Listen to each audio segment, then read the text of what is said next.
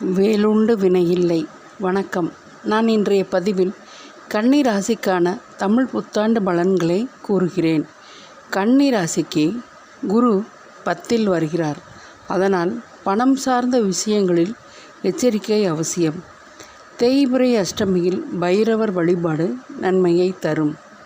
கன்னி ராசிக்காரர்கள் சுதந்திர பறவையாக உலாவரும் வருடமாக இந்த புத்தாண்டு இருக்கும்.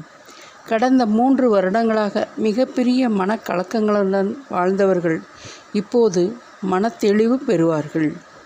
வாழ்க்கையில் நிறைய மாற்றங்களை இந்த ஆண்டு சந்திப்பீர்கள். வெளியூர், வெளிநாடு, வெளிமாநிலம் செல்வதற்கான வாய்ப்புகள் அமையும்.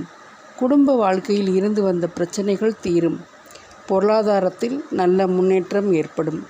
குரு 4ஆம் வீட்டை பார்ப்பதினால் வீடு வாங்குதல், இடம் வாங்குதல், வண்டி வாகனம் அமைப்பது, இந்த மாதிரியான சொத்து சேர்க்கை இந்த ஆண்டு நடைபெறும். கன்னி ராசிக்காரர்களுக்கு இதுவரை தாய்க்கு இருந்து வந்த மருத்துவ செலவுகள் யாவும் குறையும். தாய் மற்றும் தாய் வழி உறவுகளிடையே இருந்து வந்த சிக்கல்கள் யாவும் விலகும்.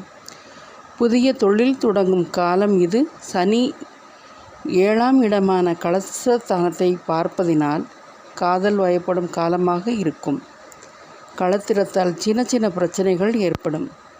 கன்னி ராசிக்காரர்கள் தங்களுடைய உணர்வுகளை கட்டுப்படுத்தி வைக்க வேண்டும். இல்லையேல் தேவையில்லாத பிரச்சனைகளை கொடுக்கும். ராகு கேது விலகுவது ஒரு பலம். எனினும் யாரிடமும் பேசுவதற்கு முன் ஒரு முறைக்கு 4 முறை யோசித்து பேச வேண்டும். 10ல் குரு வருவதினால் பெரிய முதலீடு செய்ய வேண்டும். எந்த ஒரு விஷயத்தையும் நிதானமாகவும் எச்சரிக்கையாகவும் இருக்க வேண்டும். உடல் உபாதைகளில் சிரமப்பட்டு கொண்டிருந்தவர்கள் இனி உடல் நலம், ஆரோக்கியம் கைகூடும். மாணவர்கள் விரும்பிய படிப்பை படிக்க வெளிநாடு செல்லும் யோகம் கிட்டும். பெருமாள் கோயிலுக்கு சென்று துளசி மாலையை பெருமாளுக்கு அணிவிக்கலாம். இந்த ஆண்டு சிறப்பான பல நல்ல முன்னேற்றங்களை கொடுக்கும் ஆண்டாக இருக்கும் என்பதில் ஐயமில்லை. நன்றி, வணக்கம்.